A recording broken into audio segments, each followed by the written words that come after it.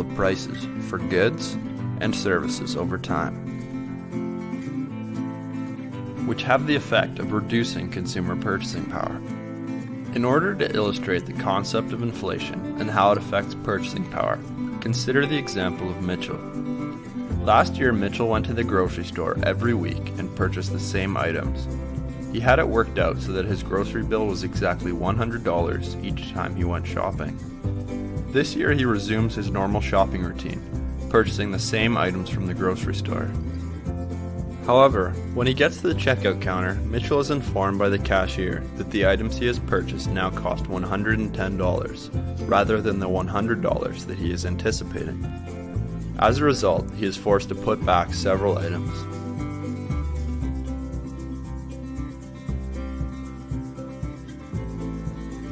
From this example, it can be seen that while Mitchell himself does not have less money, he is, in relative terms, poorer than he was last year.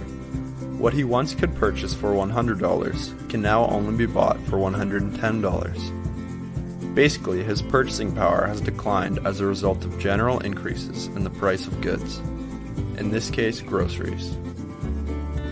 In this example, Mitchell's purchasing power has decreased by 10%, indicating an inflation rate of 10%. But why have prices increased?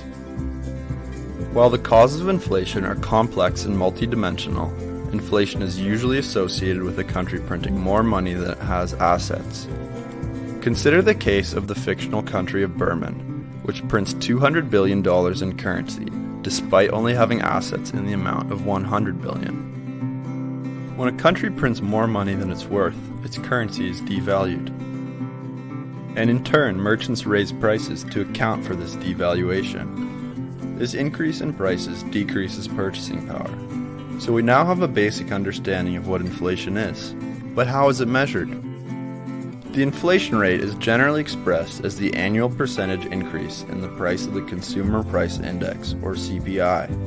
The CPI measures changes in the price level of a market basket of consumer goods and services against a particular starting year or base year, currently 2002. Basically, it tracks the price of a collection of products such as gasoline, food, clothing, automobiles, and so forth that typical consumers buy, in order to determine whether consumer purchasing power has increased or decreased.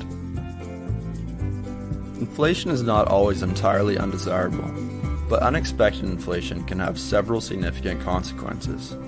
First, in the case of loans and debt financing, creditors lose and borrowers gain from unanticipated inflation. In fact, in some instances, inflation can effectively result in an interest-free loan for the indebted party. Second, unanticipated inflation and the uncertainty that surrounds it can make consumers and corporations less likely to spend, leading to a self-fulfilling prophecy of economic stagnation.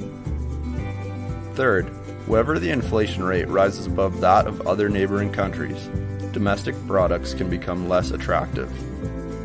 But fixed income investors are undoubtedly the group most affected by inflation. In order to illustrate this, consider the example of George. George has invested $1,000 in a one-year US Treasury bill with a 10% yield.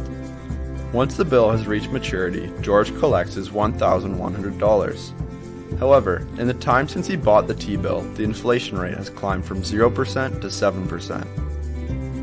So George's 10% nominal return effectively amounts to a real return of only 3%.